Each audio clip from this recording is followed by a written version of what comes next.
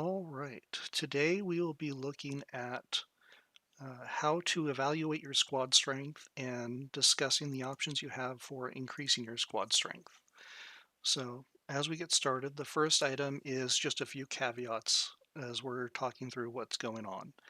And that is the context of this presentation is in mid season 2 pre celebration. So, if you see traits or abilities you don't have access to yet, or you have more than what's listed, just know that this is in season 2, and basically the same types of evaluations can be used regardless of the season and what newer abilities are out there. The focus is towards newer players who are learning to understand how squads work, as well as players in the free to play, minimal spenders, low spenders category looking to figure out how to increase power. As if you're in the whales or leviathan categories, you typically just spend to get power. So, critical concept that you have to understand: Last War Survival is not a sprint, it's a marathon. If we just go by the numbers here, the prologue's around 120 days, plus or minus 20 days. Each season is 8 weeks, and then you have a 5 week celebration after it for 91 days. There are currently 5 seasons, which means there's almost 600 total days of content. So you don't try to get powerful today at the cost of being powerful tomorrow, because a small win today at the expense of tomorrow is going to leave you in a weaker spot than if you're a little weaker today in order to make yourself more powerful tomorrow. That being said, you also don't want to hoard resources. One of the biggest things in terms of not growing fast is being afraid to spend your resources, especially in-game currencies. So go ahead and spend those, and we'll talk about some of the best ways to spend those towards the end of the session.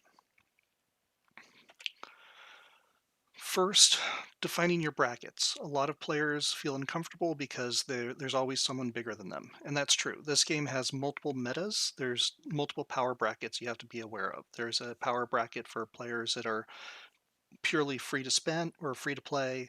There's minimal spenders, the players who buy just heroes, exclusive weapons, maybe season passes. Low spenders, I loosely categorize that as around $100 a week or less, typically closer to 50 or less a week, but that's just sort of a range. Medium spenders become a little bigger. Sometimes you'll hear them referred to as dolphins, as they're not whales, but they're significantly stronger than most players. High spenders are a lot, and they're the whales. And then leviathans, the people that just buy everything. And every server usually has at least one of those uh, that are in there. It's also important to understand there's a myth out there that somehow if you go up an HQ level, you're somehow weaker. That is not the case. It never will be the case, and it's a mistake to think that way. There is absolutely no such thing as a weak 30, but he's a strong 29. The HQ levels are a misnomer. They give you benefits and activities in there, but you have to understand that your power is irrelevant of your HQ. Your HQ can limit the how strong you can become, but it doesn't actually mean anything other than that. So always try to grow your HQ. Even if people say you're weak 30, just know that you're going to be beating them soon because they don't understand the game. So as we get in here, another concept is, should you have one strong squad or three good squads? And you should always go tall. Wide is the concept of, uh, if you have three good squads, say they're all 10 million, or do you have one good squad that's 14 million and two 7 million squads? And the answer is you always want to have the single strongest squad you can, especially if you're free to play.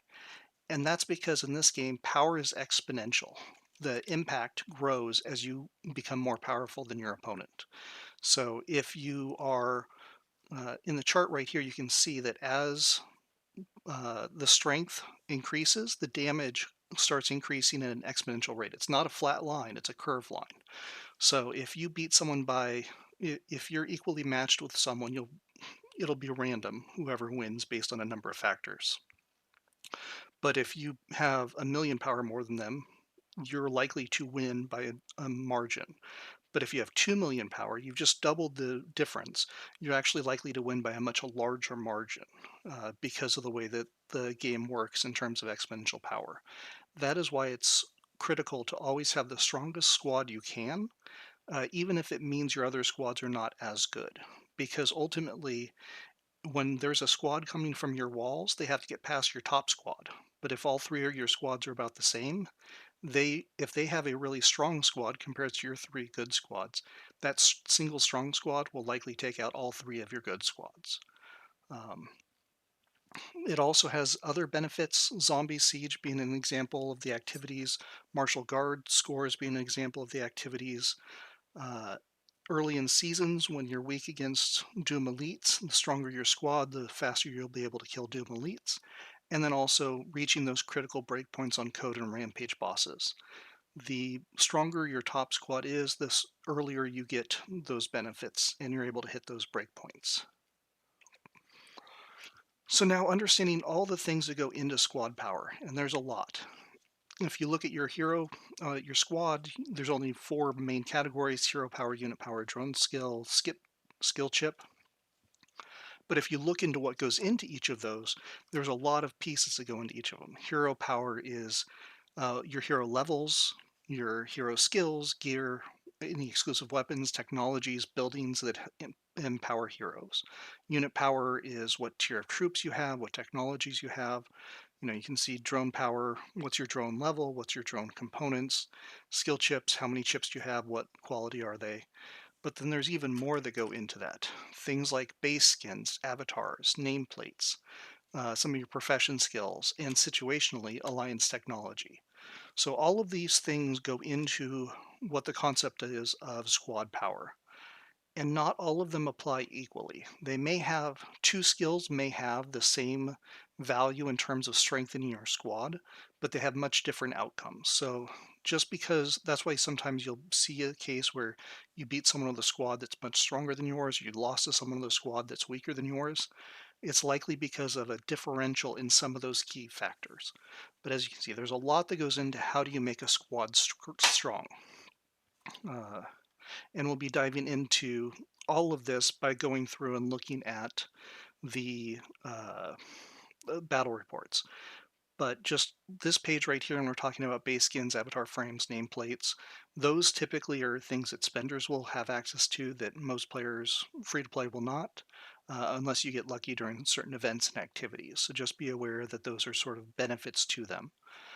With the base skins and avatars and nameplates, there's also a concept of holding in stock bonuses versus equipped bonuses. A holding in stock bonus means just by owning that thing, you get that benefit. Equipped means in addition to the benefit you get just for owning the thing, if you're actively using that thing, you also get a bonus. You might have a base skin that gives you plus 5% defense hold in stock bonus and plus 5% attack if you have it equipped. That means that if you have a different base skin equipped, you're still getting that plus 5% defense, but if you equip that skin, now you're getting, in addition to that plus 5% defense, you're getting that plus 5% attack. So that'll be a key thing to understand if you do have access to skins and frames and nameplates is you never lose the hold in stock value. It's just the equipped value that you'll be balancing around between the different options you have if you have multiple options. So we're going to walk through the battle report as a way to really understand how all of this impacts the fight and what the impacts are. So when you look at your battle report, you're trying to identify relative strengths and weaknesses, gaps, like what are you doing that they're not doing, or what are they doing that you're not doing to see how that may impact the fight, and understand the areas you're weaker and stronger than others comparatively so you can adjust and make those changes. So first, squad composition and countering. Hopefully at this point everyone understands the composition bonuses. If you have three of one hero type, that is the heroes are, you've got three tanks, one air, and one missile, then you'll have a 5% bonus to all of the heroes regardless of their type. If you have 3 and 2, which means you have, let's say, 3 missile and 2 tanks, you get 10% bonuses. If you have 4 and 1, which is, let's say, 4 air and 1 tank, then you get a 15% bonus. And if you have 5 of the same type, you get the 20% bonus. This doesn't weaken your opponent. It's just bonuses to yours. And so you get that bonus to attack, HP, and defense by having these homogeny of the troops, the homogeneous level. Then there's a concept of countering, and this also becomes important when it gets to mythic chips and mythic guns. What do they mean by when they say counter? And counter is just your ability to play rock, paper, scissors. So in this game, rock, paper, scissors is tank is more powerful against missile, missile's more powerful against air, air is more powerful against tank. This doesn't weaken them. So if you attack a tank squad, you're not with an air squad, you're not weakening their squad. Your squad's gaining a buff. So your squad's 20% stronger approximately because of that buff to attack, defense, and HP, whereas um, they're the same as they were to start with. So it doesn't weaken them by 20%, it strengthens you by 20%. And some zombies, especially if you haven't reached season 1 yet, start having types. All this is just like code bosses that take extra damage by certain types of heroes. That same basic idea. So the very first part of the battle report that you're really going to dive into are the just the summaries, one side versus the other. As you look in here, the red side has a stronger drone, it's got more tech, it's got more decorations, it's got more unit power, it's got a higher wall of honor, but then there's more in the blue side for other. So this is all a summation and aggregate of all the values that the game assigns to these, and they may or may not be as beneficial as you like, but it's a good way to get a ballpark figure of understanding where your relative strengths are. You'll see some cases where your tech is higher, but your drone is lower, your units are lower, but your decorations are higher, and all of those have factors. So when we look at drones, there's not a lot to really look at. It's very basic. You're looking at your drone level, just what level is your drone versus what level is their drone chips and components. And so in here, you're just trying to understand where you're looking at. The important things to remember here are there are breakpoints with the drone chips, so the skill chips. So you want 2 stars of your top ability, the one with the target, 2 stars of the center, 2 stars of the left, 2 stars of the right. As soon as they all have 2 stars, you want to go to 5 stars on the top, 5 stars in the center, 5 stars on the left, 5 stars on the right. And then once they're all at 5 stars, then you want to go to 8 stars in the center, 8 stars on the left, 8 stars on the right. So don't level your chips evenly, level them in batch by 2 and 5 and 8. And the top ability kind of caps out at 5 star. So it gets static bonuses, but the really big bonus caps at 5 stars. And then you have your components. A key point in here is the components on the left side of the drone. You get about 2 of those for every component you get on the right side of the drone. Now, obviously, there's 3 on each side, so basically, you're you're likely to get 2 on the left side spread out among those 3 for every one you get on the right side. This means that when you get choice chests for drone components, you always want to select the missile. If you have the ability to choose a drone component from a box, always choose missile. Because missile's on the right side, so you get fewer of those, and missile has actually the largest damage impact there is. There may be situations later on in the game where you want to select something else, but in general, you won't go wrong if you're always selecting missile for your drone component in choice chests. Technology is an area where you can have a lot of benefits, but sometimes they don't make a whole lot of difference either. So looking at here, the blue side in this case is attacking, the red side in this case is defending. So as we look at these abilities, things like defense fortification is just for defense.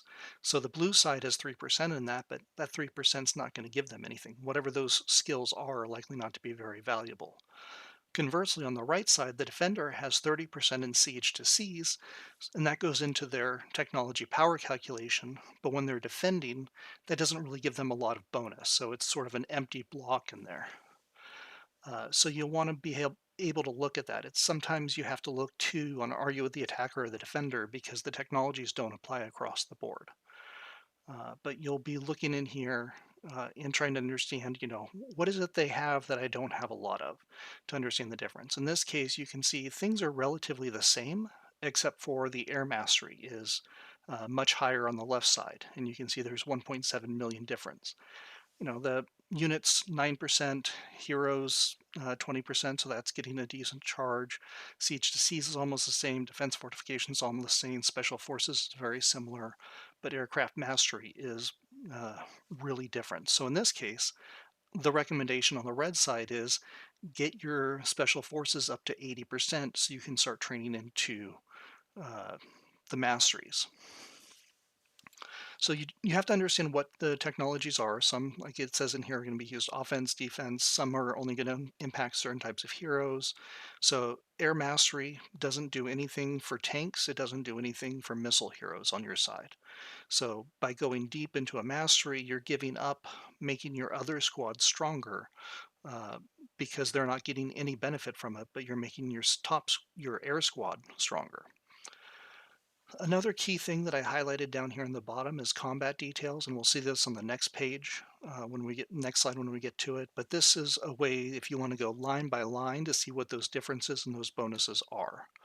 So as we look down here, this is for decorations, but for decorations you can see the decorations give hero HP, hero attack, hero defense, march size, damage reduction. You can see what those differences are between the two sides. What one side has as a benefit versus the other side. Technology does the same thing. You can go through the entire list and see what is it that one side has more of that the other side doesn't. So you can see, is there something that you've been ignoring that they have a lot of? Is that why they won? Is there something that you have a lot of that they don't have, and that helped you win those types of activities? When we look at decorations, decorations are often a hidden type of power because most of the decorations you have will give sort of static bonuses. There'll be like, we're giving you 100 extra hero attack, 200 extra hero defense, those types of things. But the gold decorations, the UR decorations, they come online at level 3. That's when they unlock their special ability, and then they start giving percent bonuses, and that starts making them much stronger. So there's a decorations guide that goes around, but basically it's S tier if you're looking at how to upgrade your decorations. Any decoration that gives defense or damage reduction, percent damage reduction, are the S tier. Those are the strongest, and you want to get those to level 3 as quick as you can. After that, anything that gives plus crit damage or plus skill damage are kind of that A tier, the next best group. B tier is going to be kind of the march size. Everything else is sort of C tier. It gives bonuses of some type or another. A couple of key callouts. There are sometimes decorations give only utility or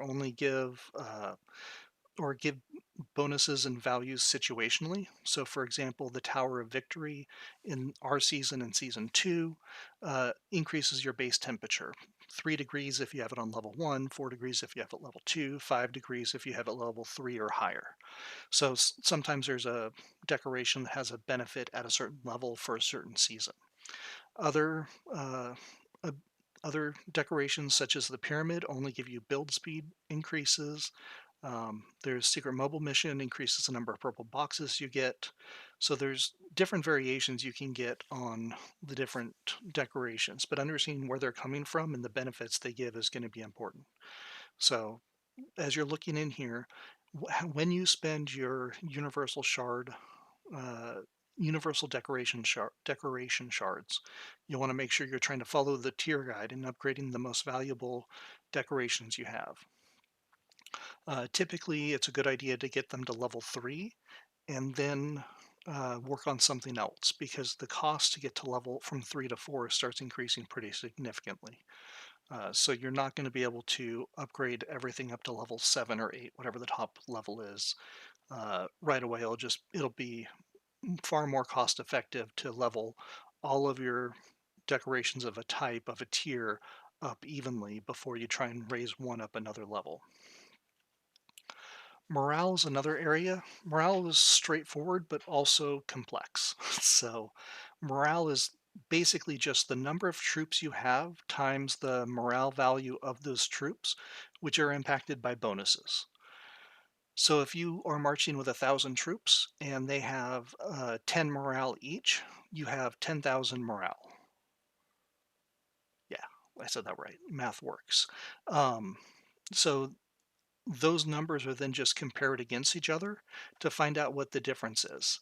And so that difference increases your units, not your heroes, but your soldiers attack whoever has the most on that side, up to a maximum of 200%, which is not 200%. Like it's not doubling the damage, or it's increasing it 100%. It's increasing it one time. So if you have a case where your uh, basically imagine it as just multiplying it by a number between 1 and 2. That's the impact. So if it's 200, if it's 150%, that's going to be multiplying it by 1.5. A lot of times we think something that deals 100% damage deals 100% more damage, but in this game, what they're saying is, if you deal 116% more damage because of morale, you're dealing 16% more damage, not 116%, because 100% is baseline. Um, so when it comes to morale, the things that you want are just carrying more troops, as well as any technologies that increase morale. Higher tier troops have a higher base morale value than lower tier troops. So it's typically really hard for T9s to beat T10s, someone with T10s, just because of the morale bonus that's going to be the differentiation between the two of them. This is also why march sizes and buildings and decorations increase march sizes are strong, because they increase the number of troops each of your hero carries, and that therefore increases your morale and may give you a bonus and a benefit when it comes to fighting your opponent. Wall of Honor. So in here, typically the basics of the Wall of Honor are once a hero reaches 5 stars, you're able to start putting shards into the Wall of Honor. Every 10 shards gives you a level, unless it's a purple hero that you have turned into a gold hero. And in that case, it's 20 shards in order to increase their value. Every uh, every 10, and in some cases 20, but typically every 10 shards, all of your heroes are going to get a small bonus to their hit points. And then when you hit the breakpoints at 50, 100, 150, 200, 300, 400, etc., then you get percent bonuses. So you can see in here, at rank 50, this hero gives 0.25% bonus to tank hero HP. So it doesn't impact missile heroes, it doesn't impact air heroes. It just makes your tank heroes all have 0.25% more hero power. Um, so as you level heroes, as you start getting more and more of your heroes at 5 star and you're looking at putting shards into the Wall of Honor, try to level them in groups of blocks of 50. Whichever hero is closest to 50, get them up to 50. And then whichever one's next closest up to 50, get them up to 50. Once they're all close, or 100 or 150 or 200, you just want to use, if you have universal shards at that point that you're using, you want to invest them in the hero that gets to that next breakpoint as quickly as possible. And they'll upgrade generically, or sort of organically, as you get hero shards for them. So if you get 10 Kim hero shards, that's going to be able to level Kim up one level on the Wall of Honor. Uh, so you'll play around with that, but it's basically, the key thing is you don't want to pump one hero. You want to pump whichever hero is closest to 50, those breakpoints of 50, 100, 150, 200, 300, 400, in order to get the most return for your value. Sort of an exception to this is blue heroes. Blue heroes give you carry percent, that is the amount of gold, iron, and food that the soldiers carry when you attack somebody. And so that one is typically with your blue shards, uh, as those heroes don't do a whole lot. Just try and level one hero up to 200 and then go back and level the next one up to 200 and so forth and so on. Just because there's not a lot of value, there's no combat value there, but there is a utility there because you'll take less stamina to maximize your or to hit your plunder limits. And then there's this other category. This one's a little weird. It's just the Alliance Tech bonuses. So if you have Alliance Tech bonuses for defending or Alliance Tech bonuses for attacking in a rally, you might see that show up here. So those are the areas in there. Now let's talk about gear. Um, Gear gives you two types of benefits. They give you static stats and they give you percent increases. Typically, static uh, stats are nice, but they're not really great. You're not going to turn them down because it's extra power. But the really juicy upgrades are uh, the percent increases. So as we look here with the gun, at 1 star, the gun gives plus 750 attack, but at 2 stars, it gives plus 5% crit rate. The 2 stars is far more valuable than the 1 star. And the reason for that is when you give 750 hero attack, that's static. It doesn't matter if it's in season 1, season 2, season 3. You're just giving sort of the same amount, plus 750. But if you get to that 2 star, now you're giving 5% crit rate increase. And that impacts, that's scales with your hero. So as your hero gets more powerful, the impact of that 5% crit rate is going to scale linearly with the power of your hero. That's why when you hear people say you should upgrade your gear to level 20, 40, 2 stars, 4 stars, the reason for that is that gets you to that next key breakpoint. So if you had something, if you upgraded everything to 1 star, you'd have used a lot of legendary blueprints and missed out on a lot of uh, powerful bonuses. So you'll want to go ahead and level things typically in blocks of get it to level 20, get it to level 40, give it to 2 stars, get it to 4 stars in order to get the biggest return on your investment for the legendaries that you're investing into your gear. And then understanding counters, the mythic bonuses.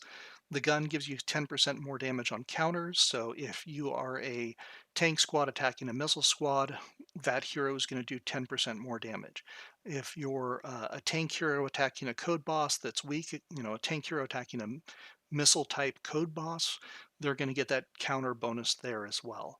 But if you're a tank hero attacking another tank hero, you're not going to get that 10% counter bonus. That's why, for a lot of people, they say the gun's not as powerful because you don't the mythic bonus doesn't apply across the board. It only applies when you're playing the game of rock paper scissors. Uh, Most people consider the most powerful mythic item to be the radar, and that's because it reduces the crit damage by 30%. So when someone hits you and hits you with a crit, it does 30% less damage. Armor, conversely, reduces the crit percent chance by 15%, which, due to the way that math works and probabilities, as they get more of that of crit chance, it becomes less and less valuable because they're more and more likely to crit you anyway. So the radar with the 30% crit damage reduction is going to reduce damage evenly across time and is seen as the more valuable of the two. That being said, armor is typically more valuable than data chips. Guns are kind of depends on the person and your main. It's not 100% the same. Data chip mythics are typically seen as underwhelming because their mythic bonus gives you 5% damage reduction to your counter. So a tank being attacked by missile is going to have a 5% damage reduction in the damage they take. So again, it's highly situational, just like the gun, but doesn't. It has a smaller impact as we're looking through there. So typically, if you have the opportunity to turn something mythic, you typically want to make sure your frontline defenders have radar and your strongest heroes, attackers have radars, and then focus on guns and armor as you're going forward. Uh, just don't level your gear evenly. Level it in 20, 40, 2 star, 4 star to get the biggest bang for your buck. Hit those important crit rates or those important scaling abilities, and just keep grinding out all the legendaries you can. In terms of who you should gear, coming in to look at the damage done part of the battle report's a very good idea. Looking here, both the damage and the damage taken. As you can see in here, Marshall, this is a tank squad, your typical standard tank squad with Murphy and Williams, and then Marshall, Kim, and Stetman. You can see that Kim does the most damage, Stetman does the second most amount of damage. Marshall does less damage than the tanks, the defenders in the front, Murphy and Williams. So Marshall's a support hero, and support heroes you typically treat like frontline heroes. You want him to live as long as possible, so putting radar and armor on him instead of a gun is a much better use because he's not going to deal a lot of damage, but he's going to help buff Kim and Stepman for the entire fight. Conversely, on the other side, if you go ahead and look over at the air side, there's no attacker that has significantly less damage. You've got Diva, Morrison, and Skylar all are dealing a amount of damage, but as you can see between them, since Diva is dealing the most damage, you'd want the best attacking gear on Diva. Skylar is doing the second most, so you'd want the second most on Skylar, and Morrison's bringing up the rear. When you're assigning quality gear to players, you want, or to your heroes, you want to give your frontline defenders radars and armor first in order to help them live longer. The longer they live, the longer your heroes in the back row live and allow them to deal damage. And typically, you want to give your guns and your chips to your back row first because they'll start out as glass cannons, but as long as you can keep them alive by keeping the front row alive, they'll be able to deal damage for longer and end up dealing more damage. So typically, too, you don't want to level all of your gear evenly. You don't want to have all of your heroes have the same level of gear. So don't get everyone up to 20, then everyone up to 40 on all four pieces, and then everyone up to 2 stars. You want to push your defender heroes, radar and armors, and you want to push your attacking heroes, gun and data chips. Uh, and data chips, and just also be aware when you're turning things mythic when it's not valuable. Like data chips should probably be the last thing you turn mythic. And then the impact, just understanding gear, how big of an impact it can have. Uh, if you look at it, just took all the gear off my squad and put on all level 0 gear, all level 10 gear, and then the gear that I have, my top gear, which is a mix of typically level 40 to mythic gear of different types. And you can see that without any gear, it's about 24.6 million in power. When you get up to just level 0 gear, it's 650,000 additional squad power. That's just equipping 4 level 0 gold gear on all 5 heroes. If it's just level 10 gear on all 5 heroes versus no gear, that's a little over a million power. And then if you look down there at the bottom one, the total power, all of my gear is 5 million power that was added basically to that squad. Now, this is why you want to swap gear for honor campaign and hitting code bosses and things like that, because your gear will make up a very significant part of your squad's power. In this case, it's about 1/6. Gear is about 1/6 of my squad's total power. And so if you're trying to get a squad through, uh, let's say your tank squad's your top squad and you're struggling with your air honor campaign or hitting an air code boss, swap your gear because it's going to make that other squad much stronger. Any one of my squads with top gear becomes stronger than my air squad, just because of the 5 million power that it gets just from the gear. So as you're going through here, you just want to make sure that's why it's so critical to invest the time and energy into swapping gear. My recommendation is typically with honor campaign, if you're trying to keep it simple, remove the gear from both of your frontline defenders, put them on your next group's frontline defenders, remove the gear from your attackers, put them on your attackers. And that way you never have to try and match and mix and match. So don't remove your gear from all 5 of your heroes. Remove them from your defenders first, equip your next set of defenders, remove it from your attackers, equip your next set of attackers. And that's going to help make your life a lot easier and make managing that part a lot simpler. Hero impacts, as we're looking in here, you're able to see who deals damage, who takes damage, how much damage they're able to take. As you can see in here, especially early on. It smooths out as the game goes on. I saw a battle report once where, in early in season in the prologue, where Kim did something like 10, I think it was a 10 million damage, just sort of like what you see right here. But everyone else was doing like 500,000 or a million damage. Kim had just been super geared out, and so a squad that was a million power less beat a much stronger squad because Kim just dealt a whole bunch of damage. You wouldn't understand that unless you're able to come in and look at the battle report and see what that difference is. And so, looking at the total damage, the damage taken helps understand that. Also, if you lose, you can see which of your heroes took the most damage, type of thing,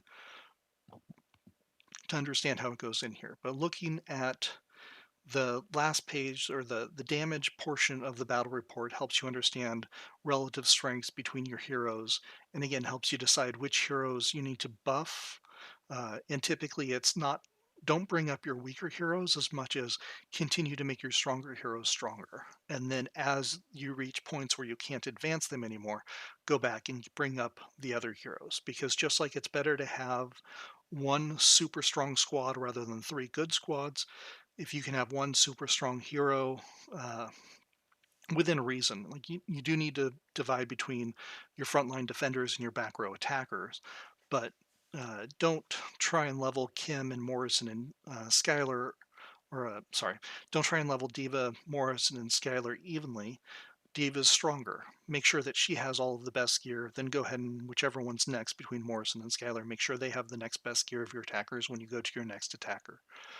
So it's, you lose out by leveling people evenly. You want to focus on making those that are strong as you can. And now, the big question: how do we power up? So you get in here. We've talked about all these different things and all the different ways of understanding what your squad power is and where the different values are. And there's the one option: money. Money will buy power in this game. It's a pay to win game. Uh, But then there's in-game currencies are a really key part, especially over time, of gaining sort of hidden power or unlocking power within the game. Uh, Prioritizing the right technologies are going to be critical, making sure you're focusing on those that give you the biggest return for your buck for the type of play style that you're going through. Buildings, again, just like everything else, not all buildings are equally valuable. Don't level them all evenly. And then activities. Make sure you're taking part in Storm Arena, 3v3 Arena. Um, you're hitting the code bosses every day, rampage bosses, arms race, versus all of those different activities. And we'll go through and kind of dive into some of those in a little more detail. But activities will give you resources that you can invest in your heroes, whereas the currencies will typically give you resources you can invest in technology and buildings and things like that. And we'll kind of go through that.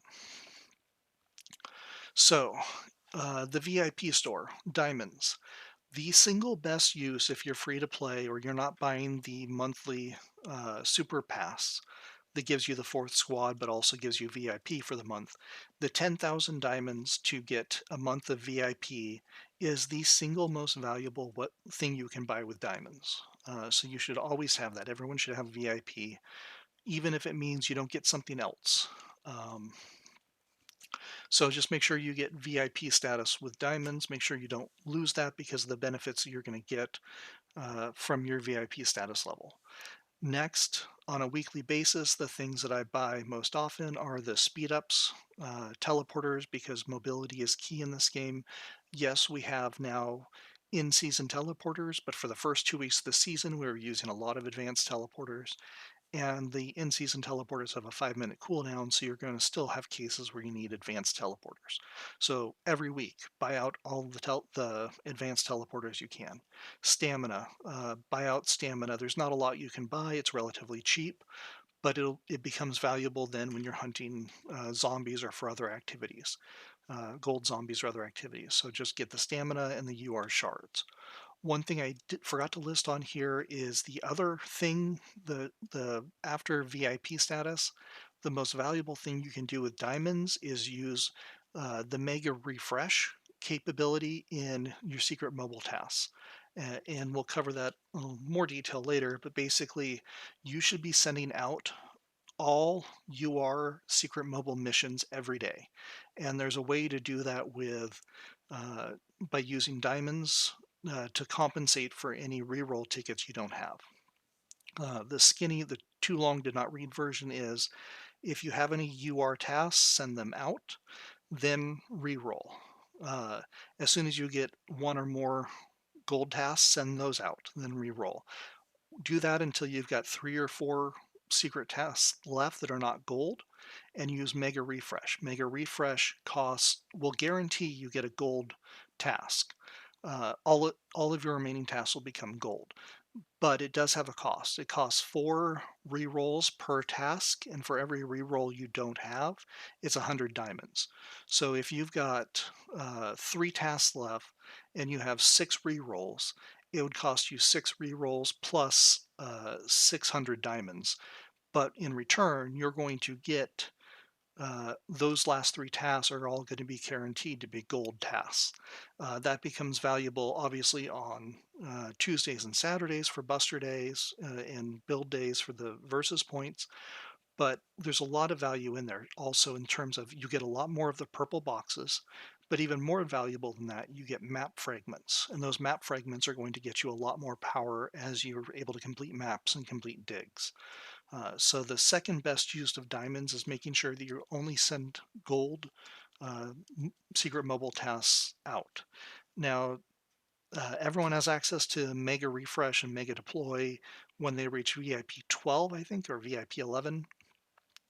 Or, and this is how most people are going to access it, or you have a HQ 27. So if your headquarters level is 27, you should be using Mega Refresh and Mega Reroll or Mega Deploy every day to send out your tasks. Although I do want to make a note, your shiny task, the one that has like 150 boxes that gives 5 map fragments, that lasts 3 days. So you want to hold that until you have, unless it's Tuesday or Saturday or Wednesday. So it will last 3 days. So you don't lose it if you don't use it unless you wait more than 3 days. So if it's Sunday or Monday, wait for Tuesday. If it's Tuesday, send it out. If it's Wednesday, send it out. If it's Thursday or Friday, wait for Saturday to send it out. If it's Saturday, send it out. So if you have a secret, the really valuable secret task, send it out on Tuesdays, Wednesdays, and Saturdays. The other thing about the secret, that special task, is you will not lose it if you re-roll. It stays there regardless. You don't have to worry about the fact. I really hate the pop-up that pops up that says that, but you will not lose that task. So just keep that in mind and ask if you have questions in your alliance, if you have questions about secret mobiles and how to do that. If you still have diamonds left after all of this, then you'll want to look at hero XP if you're still struggling to get your top squads up to the top level. And then the next most valuable thing is going to be the universal decoration shards, because that's going to allow you to get, especially if you're free to play or a low spender, that's going to give you 50 decoration shards and you need 150 to upgrade. So every 3 weeks, you can upgrade one unit for those. So it's not a game changer, but it is nice, and it's one of the only ways that you typically, as a free to play or low spender, get universal decoration shards. Bottom line in here is just the things you never buy. Never buy gear upgrades. So that's the dielectric alloy, the synthetic resin, super alloy. Those things are just never buy those. And the same with the blue RSS boxes. The value of those is basically zero. Uh, Alliance points, very similar, but the focus again are going to be speed ups. As you're hearing me say this, speed ups are critical because they give you the ability to increase, build more buildings, research more technologies, train more troops. So speed ups are super critical. The other part in here, the only speed up in the Alliance store that I don't recommend is getting the 8-hour troop training, unless you're trying to train troops from zero and you've got no troops left. Typically, just because don't use a if you're using the waterfall method, you're very rarely going to be in a spot where you need to use 8-hour troop trainings, and it's going to give you a false sense of how many speed ups you have for your troop trainings. Obviously, UR shards, advanced teleporters, shields as needed, drone parts are all super valuable. Other things to think about as you're looking in here: survivor tickets and green survivor tokens are very valuable. They allow you to increase your base sort of passively. They're not going to directly increase your squad power, but they'll allow you to build things faster, train troops faster, uh, get more value and helps and things like that. So the survivors are a good way of indirectly strengthening your squad by allowing you to gain power by building or researching other things that then increase your squad power. So it's an indirect connection there, but it is a valuable one. And then specific hero shards, whether they're violet shards or mason shards or whichever shards show up. Those are also an option, especially if you're trying to get an upgraded hero back up to 5 stars. And then the drone skill chips are also really good. Again, the things you never buy here are going to be the gear. Don't get the gear things.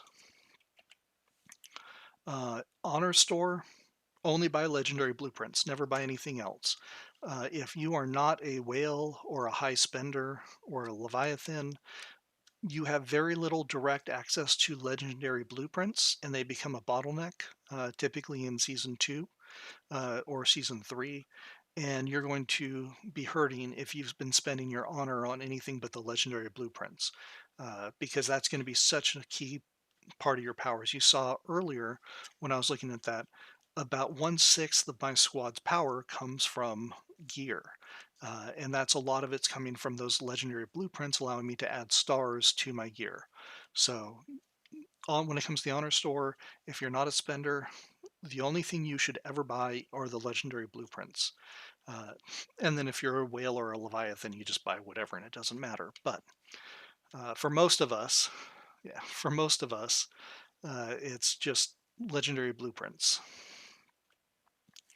And then the final one I'm going to touch on, I'm not going to go into the season store, the campaign store. Uh, this is again why it's so important to run your honor campaign every Sunday, Monday, Tuesday, Wednesday, Thursday, Friday, and trying to get all 3 of your squads as far up as you can, because there is a lot of power that you can gain through here.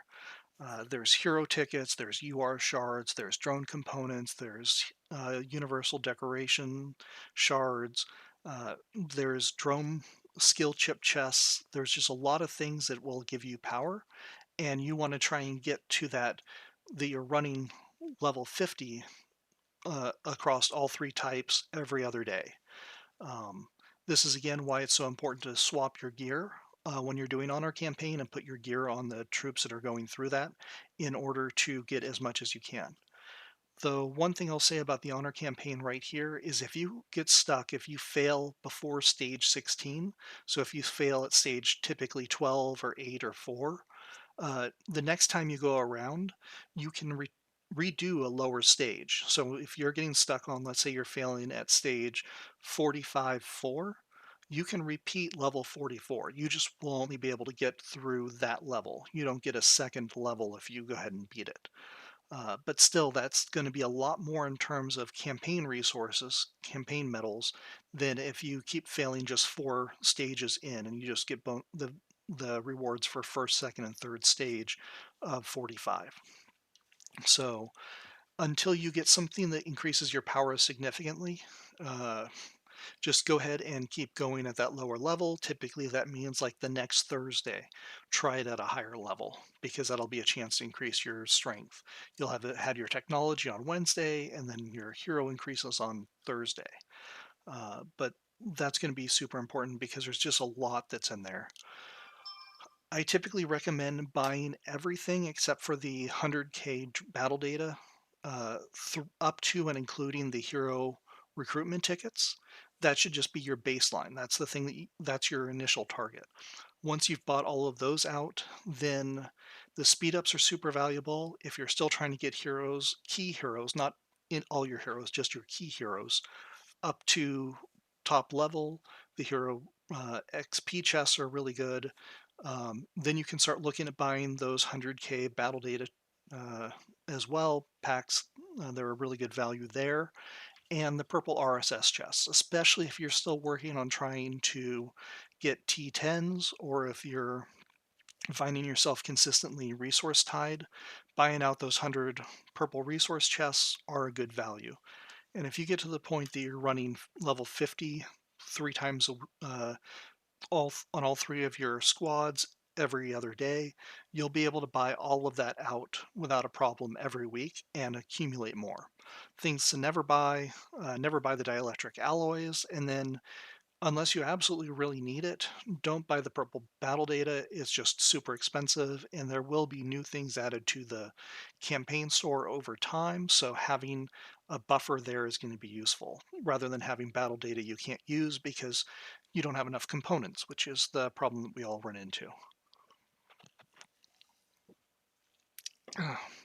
And we are getting close to the end, I do promise. When it comes to prioritizing technology, there's different different people have different ideas of what's important. That's okay. The key thing is not that everyone agrees on what's most important. The key thing is you understand what your plan is. What is it you're trying to do? I'm going to pick on a member of the Alliance that's in here that we've had a couple of chats with in Alliance chat, and they've decided to spend more in siege to seas and defense fortifications because they buff all their squads. Whereas I'm still trying to maximize one of my squads, so I've invested my resources uh, in mastery because my I'm trying to get my top squad to be able to compete at that top level, whereas others who have spent more or have the ability and the flexibility to go a little wider. So it's not that there's a single right way to prioritize your technology. It's have a plan and stick to it. The exception being T10s. If you do not have T10s yet, and then in later seasons when T11s open up, unlocking T11s becomes the highest priority. In Season 2 Celebration, Age of Oil opens up. Getting to the bottom of Age of Oil becomes the top priority at that point. So there'll be certain cases where something becomes super important to get done. But in general, if you're just looking at what to apply across the board, have a plan.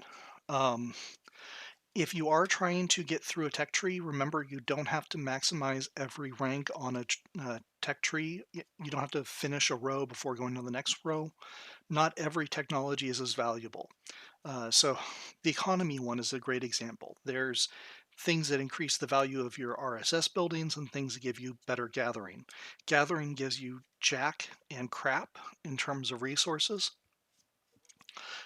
So it's one of those where you want to put as little as you can into those gathering until you've got nothing else to research, and put everything into your RSS buildings as you work down towards the bottom to unlock more of those gold mines. So again, and T10's the same thing. Don't research everything to max level as you're trying to get down to T10s and the special forces. Focus on unlocking a rank and then getting down to the next rank and moving on there. Um, in development, there are some tech speed up technologies. The earlier, and there's also building speed up technologies, the earlier you can research these, the more valuable they are because they'll impact more things. So in development, there's a lot of benefit from there. If you're still looking, if you haven't unlocked or haven't researched all of the building speed increases and tech speed increases, those are really good items to have. Um, and then a hint for special forces. When you're researching T10s, it's more important to get HQ 30 before you go hard into T10s. So if you're low on resources because you've been getting your Tech Center 28, your Tech Center 29, your Tech Center 30, HQ 28, HQ 29, HQ 30, if you're trying to husband all of your resources in order to build buildings, then you can use your valor on intercity trade on Wednesdays and get some benefits from there. But until you get T10s, you're better off focusing on getting to the bottom of the special forces tree, special forces tech tree, and only putting valor into the intercity trade tree when you run out of resources, when you run out of RSS, because the intercity trade doesn't take gold, it doesn't take food, it doesn't take iron. So just it's sort of a fallback to make sure you get your points and you're spending your valor. Um, Prioritizing buildings. Obviously, the most important buildings to upgrade at any given time and the ones that will help you a lot are going to be the ones that upgrade your HQ. The reason for that is every time your HQ increases, you get 5 additional levels. You can level your heroes. That gives them stats. It also allows them to carry more troops. I think it's 3 or 4 more troops per level. So if you get a squad from 135 up to 140, that's 5 levels, 4 troops per hero. That's 100. No, maybe it's 2 troops per hero. So that's going to be uh, 10, 50 more troops, soldiers. And if you go back and remember morale, the benefit with morale there is that the more troops you have, the higher your morale. So now your soldiers are more likely to have a higher morale and therefore do more damage against your opponent. So higher HQ, higher hero levels are really good. So anything you can do that raises your HQ. Um, After that, other good buildings are your other military centers, RSS buildings, recon planes, alert towers, and then the second, third, and fourth of all the things like the hospital, the drill grounds, parking lots, things like that are all really good to increase if you're looking for the next thing to upgrade. A couple of key things not to upgrade past 20: the gear factory and the chip lab. You just don't get a lot of benefit from those beyond that. Low value are going to be the material workshops and the builder's huts. The builder hut is garbage basically by the 6th week of the game, so it's nice the first 3 or 4 weeks, and then it just becomes really bad, unfortunately. And then the things you should never ever upgrade unless you just have everything else upgraded and you're just looking for build points on uh, Tuesdays are going to be the coin vault, the iron warehouse, and the food warehouse. Those are just basically going to be resource sucks.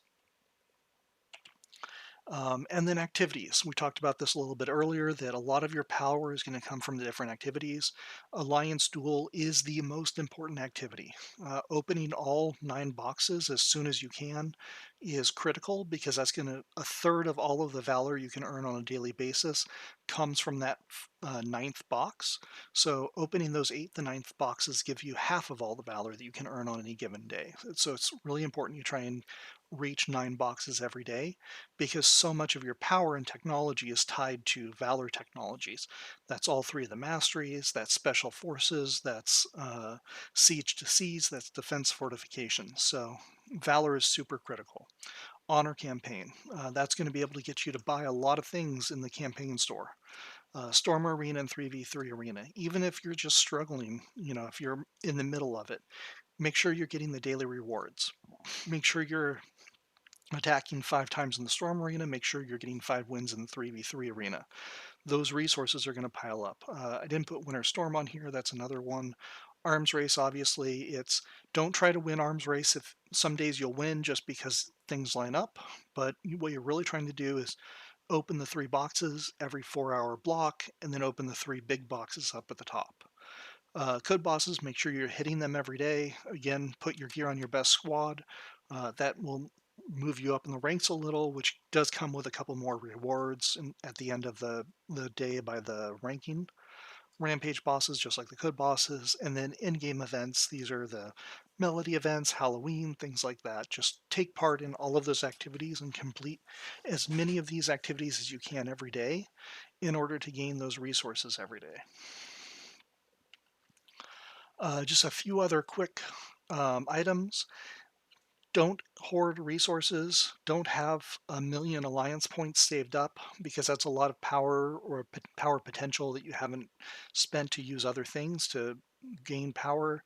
There are just a couple of exceptions, things like ammo bonanza. You want to save up all of your bullets until you get 730 minimum, 780 to be super safe, because at that point, when you go ahead and use them all, you'll be able to get the 10 mythic legendary blueprints or the 10 mythic blueprints at the end of the track. So just make sure you're spending resources unless it's for a very specific reason, like ammo bonanza. Uh, Especially if you're free to play, low spender or minimal spender, focus on your top squad. Having one squad that can compete with bigger players is going to put you in a better spot than having 3 squads that can't compete with bigger players at all. This game is all about asymmetry, so don't level things evenly. Not everything has the same value, even within the same squad. This goes again. Your defenders like Murphy and Williams, armor and radar are super valuable for them. Your attackers like Stepman and Kim, having their gun, leveling their gun to 4 stars becomes a lot more valuable than putting a 4-star gun on Murphy or Williams. So make sure you're uh, leveling it. You're not leveling everything evenly. That you are prioritizing what's valuable to a hero in order to make that hero as strong as powerful as possible. Speed ups wisely. So again, this goes to ideally you'll try to use your speed ups on the corresponding versus day to maximize your versus points. But you don't want to just spend them on anything. Make sure you have a plan and a reason why you're spending them. Typically, for example, I will speed finish buildings on Tuesday for build day. I will speed finish research on Wednesday to make sure I use up all my valor on Wednesday, and then I'll use speed ups on training troops on Friday for mobilization to get my points for versus. Um, and then outside of that, I typically try to hoard my speed ups and use them strategically if I have to throughout the rest of the week. And then just repeating what I told you just a little bit earlier, 7.2 million in versus every day is the single biggest activity you can do in order to grow your power over the length and duration of the game. So it's super critical to get those 9 boxes. It's not just we're saying it because we're trying to win the alliance duel. I'll be frank, at this point in season 2, I'm just happy if we don't get regulated down to bronze or whatever it is. Being in gold, in the middle of gold, is just fine with me. But that 7.2 million in the valor we get every day is the most valuable part of versus. Winning is great. The bonuses for winning are better, but getting those 9 boxes is the most important thing you can do. And then that brings us to the end. So I will open it up to questions if there are any questions.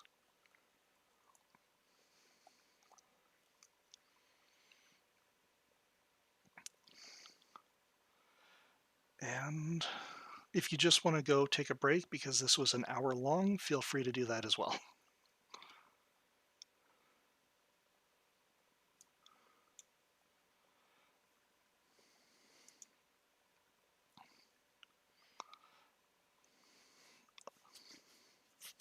Okay.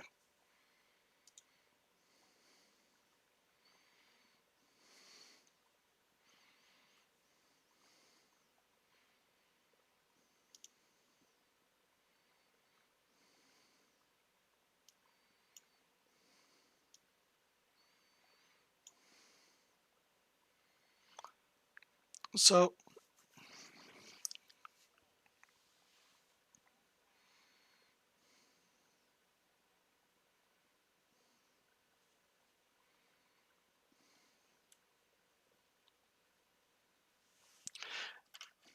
yeah.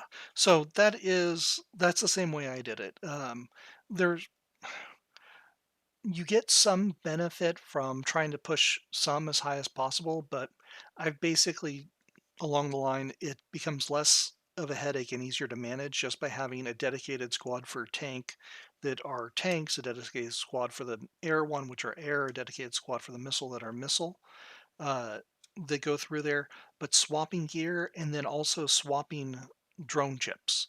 So if you have 2 of the drone chips unlocked, you can go with, go to one of them. Let's say your air squad is your second strongest squad, and you're about to do missile. Remove all of your air chips, put in missile chips, assign that to your missile squad, um, and that's typically worth at least a level right there. When you are at the point that you've got a decent amount of skill chips. Um, but yeah, it's one of those things that swap your gear. That's going to be the single most important thing. Second most important thing is once you've got your top squad up to max level, uh, focus on bringing the other 2 squads up as high as you can because as they carry more troops, they'll be more effective, and go that way. And then over time they'll get more stars, and it's just things like that. But that's a lesser impact. As an example, my Missile squad can't complete 50 by itself, but if I give my missile squad my air squad's gear, they breeze right through 50.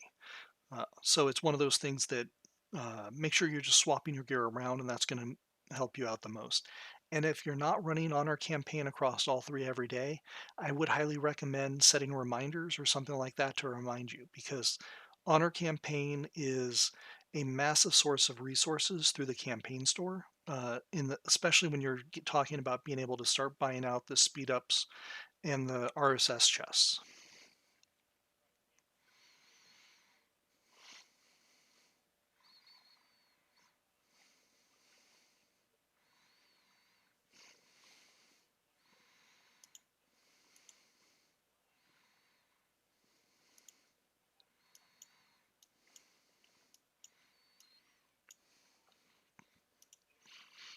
Yeah,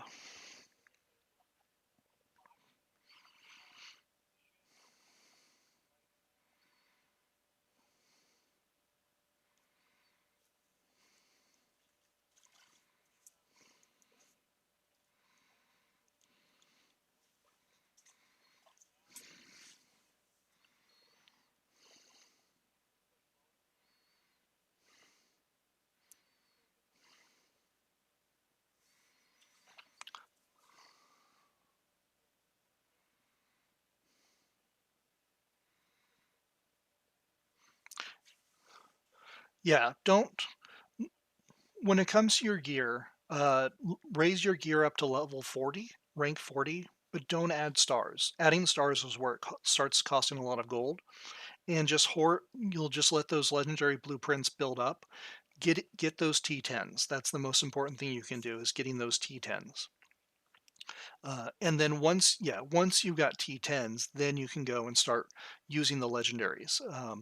When I had when I finally got T10s, I had a backlog of 95 legendary blueprints, because I couldn't afford to do both at the same time, which is the problem you're talking about right there. So go ahead and get your T10s and then invest in gear. But you should be able to get everything to level 40 pretty, because that's okay. Yeah. Yep, just let those legendary blueprints gather. They'll be there when you get your T10s.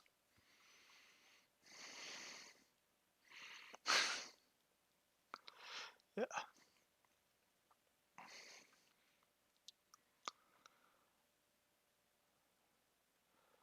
All right. Any other questions?